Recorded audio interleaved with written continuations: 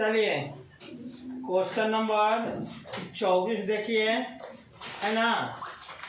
24 number में कह रहा है अंतः कोशिकीय पाचन से संबंधित कोशिकीय संरचना कौन है। अंतः कोशिकीय पाचन से संबंधित कोशिकीय संरचना कौन है।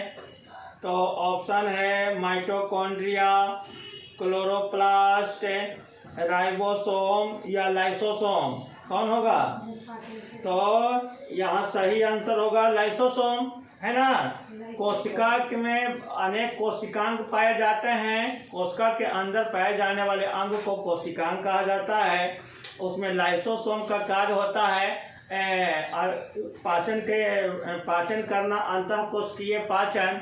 लाइसोसोम में 24 प्रकार का एंजाइम पाया जाता है और इसमें हाइड्रोलिटिक एंजाइम पाया जाता है ना। हाइड्रोलिटिक इसमें 24 प्रकार के एंजाइम होता है जो अंदर जीवाणुओं ये रोगाणुओं को मारने और कोशिका अच्छी हो गया डेड कर गया उसको साफ करने का भी काम ये करता है लाइसोसोम, है ना। लाइसोसोम को आत्महत्या की थैली कहा जाता है। तो यहाँ सही आंसर हो जाएगा लाइसोसोम। इसी में माइटोकॉन्ड्रिया को क्या कहते हैं? Powerhouse of the cell, है ना। कोशिका का ऊर्जा गृह कहा जाता है, मतलब वो एनर्जी पैदा करता है। हाँ। और राइबोसोम को क्या कहा जाता है? प्रोटीन का फैक्ट्री कहा जाता है राइबोसोम। चलिए कि एमिनो एसिड प्रोटीन का वो 25 नंबर देखिए, ग्रीन ग्रंथि निम्न में से किसका उत्सर्जी अंग है? मोलस्का, कर्स्टेशिया, यूरोकार्डेटा, सिफेलोकार्डेटा। तो ग्रीन ग्रंथि यहाँ जो है कर्स्टेशिया का है उत्सर्जी अंग, माने बेकार पदार्थों को बाहर निकालने के लिए एक अंग होता है, उसको उत्सर्जी अंग कहते हैं। जैसे हम लोग में किडनी क्या है? उत्सर्जन तंत्र में पड़े ना है, किडनी है ना, उत्सर्जन का काम करता है। तो उसी प्रकार से कह रहा है कि ग्रीन ग्रंथि किस जीव जंतु का उत्सर्जी अंग है? तो कर्स्टेशिया यहाँ हो जाएगा। क्या हो जाएगा? कर्स्टेशिया, है ना। चलिए अगला है मोलस्का से कौन संबंधित है? मोलस्का वर्ग में कौन आता है? क्रेफिश, जेलीफिश, कटल फिश या हैग फिश। तो मोलस्का में कटल फिश आता है, कटल फिश आता है ना। 27 नंबर में कह रहा है निम्न में कौन जीवाणु जनित रोग है? जीवाणु यानी बैक्टीरिया से होने वाला रोग है। चेचक, रेबीज, तपेदिक या खसरा। तो यहाँ तपेदिक यानी टीबी जो बीमारी होता है ये बैक्टीरिया से होने वाला रोग है ना।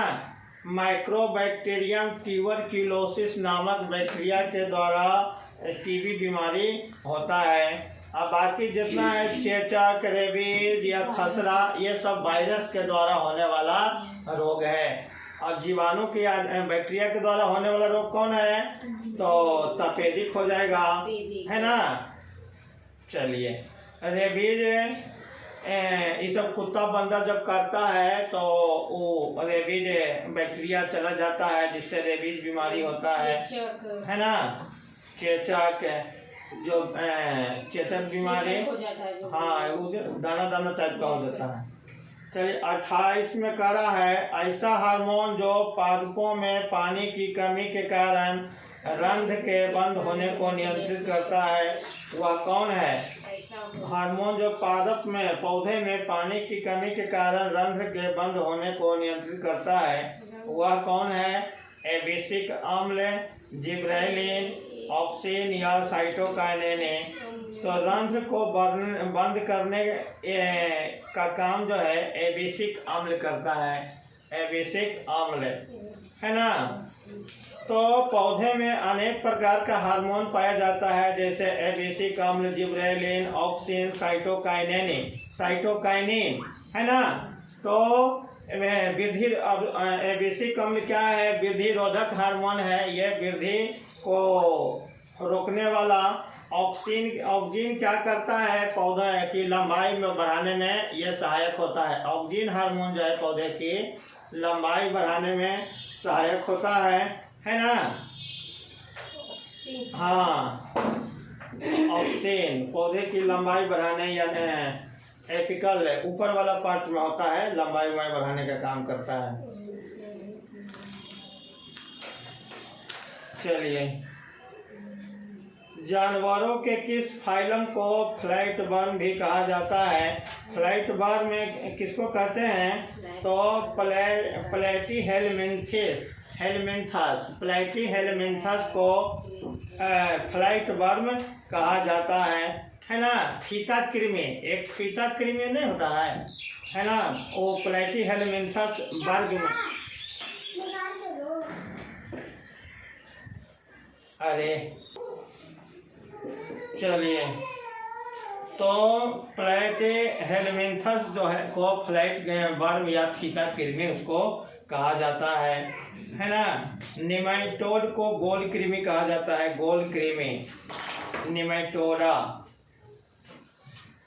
अगला है 30 नंबर क्वेश्चन, विटामिन के की कमी के परिणाम स्वरूप होता है, क्या हो सकता है, कौन सी बीमारी? तो विटामिन के को नेफ्थाक्यूनिन कहा जाता है, इसका रासायनिक नाम। और क्या करता है? तो रक्त को थक्का जमाने में, है ना, रक्त को ब्लड क्लॉटिंग में मदद करता है। तो इसमें क्या हो जाएगा? कमजोर हड्डी होगा, सही है? नहीं है। स्कर्वी बीमारी नहीं है, बांझपन नहीं है, शल्य क्रिया उपरांत रक्त का स्राव होगा।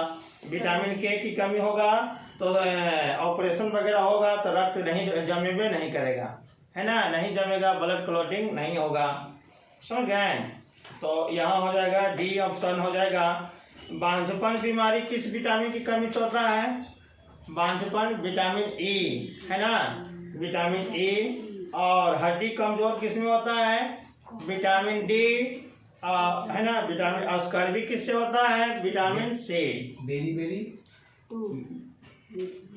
चलिए, 31 नंबर में कह रहा है अभिसरण का बिंदु जिससे लेंस में किरणें उत्पन्न होती है, प्रतीत होती है, उसे क्या कहते हैं? अभिसरण का बिंदु जिससे लेंस में किरणें उत्पन्न होती है, प्रतीत होती है, उसे क्या कहते हैं?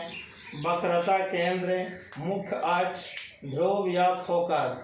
तो यहाँ कह रहा है कि लेंस की किरणें उत्पन्न होती प्रतीत होती है, उसको क्या कहेंगे? तो उसको फोकस कहेंगे। उसको क्या कहेंगे? फोकस, है ना, फोकस कहेंगे। अगला क्वेश्चन है किसी पदार्थ की प्रतिरोधकता के मान से उसकी चालकता निर्धारित होती है। निम्न प्रतिरोधकता वाली धातुएं क्या होगा? मिश्र धातु की भांति व्यवहार करती है, अच्छे उष्मारोधी की भांति व्यवहार करती है, सुचालक की भांति व्यवहार करती है, या अर्धचालक के। क्या देखिए, प्रतिरोधकता कम होगा तो चालकता ज्यादा होगा। प्रतिरोधकता कम होता है तो चालक यानी सुचालक ज्यादा होगा। प्रतिरोध क्या करता है? करंट को प्रवाहित होने से रोकता है ना। प्रतिरोध का मतलब है अरंगा लगाना, विरोध करना। तो जिस तत्व का प्रतिरोध कम होगा उसमें चालकता ज्यादा होगा, वो ज्यादा सुचालक होगा। यहाँ कह रहा है कि निम्न प्रतिरोधकता है तो वो क्या होगा? वो सुचालक की भांति ज्यादा व्यवहार करेगा। प्रतिरोध कम तो चालक ज्यादा, प्रतिरोध ज्यादा तो चालक कम, प्रतिरोध कम तो चालकता ज्यादा, प्रतिरोध ज्यादा तो चालकता कम, यानी कुचालक होगा। तो चालकता किस पर निर्भर करता है? प्रतिरोध पर निर्भर करता है। चलिए, अगला है लोहे के टुकड़े का भार मिट्टी के तेल की अपेक्षा पानी में क्या होगा? पानी में समान होगा, कम होगा, अनिश्चित होगा या अधिक होगा? तो पानी में अधिक होगा। पानी का घनत्व जो है मिट्टी के तेल की घनत्व से ज्यादा होता है ना। मिट्टी के तेल की घनत्व से मिट्टी का तेल का घनत्व कम होता है और पानी का घनत्व ज्यादा होता है। तो लोहे के टुकड़े का भार किस में ज्यादा होगा? पानी में अधिक होगा, लोहे के मिट्टी के तेल की अपेक्षा पानी में ज़्यादा होगा, है ना। घनत्व बराबर क्या होता है, घनत्व बराबर डी बराबर एम बाई वी होता है, मास बटा वॉल्यूम, है ना। मास तो जिसका घनत्व ज़्यादा होगा उसका द्रव्यमान ज़्यादा होगा, और जिसका घनत्व कम होगा उसका द्रव्यमान कम होगा। डायरेक्टली प्रोपोर्शनल होता है, सीधा अनुपात होता है, सीधा अनुपात। चलिए 34 नंबर में कह रहा है ध्वनि की प्रबलता निम्न में किस पर निर्भर करती है, आयाम पर, आवृत्ति पर, वेग पर या तरंग दैर्ध्य पर। तो ध्वनि की प्रबलता का मतलब है कि ध्वनि तेज सुनाई देगा या धीमा सुनाई देगा। प्रबलता का अर्थ क्या होता है, या तो ध्वनि तेज सुनाई देगा, प्रबलता ज्यादा होगा तो, है ना। तो ये किस पर निर्भर करता है, आयाम पर निर्भर करता है, एम्पलीट्यूड पर निर्भर करता है ना। और तारत्व, तारत्व किस पर निर्भर करता है, आवृत्ति पर। ध्वनि का तारत्व आवृत्ति पर निर्भर करता है, और ध्वनि की प्रबलता आयाम पर निर्भर करता है। और प्रबलता का मतलब है कि ध्वनि तेज सुनाई देगा या ध्वनि मध्यम सुनाई देगा, मंद सुनाई देगा। चलिए अब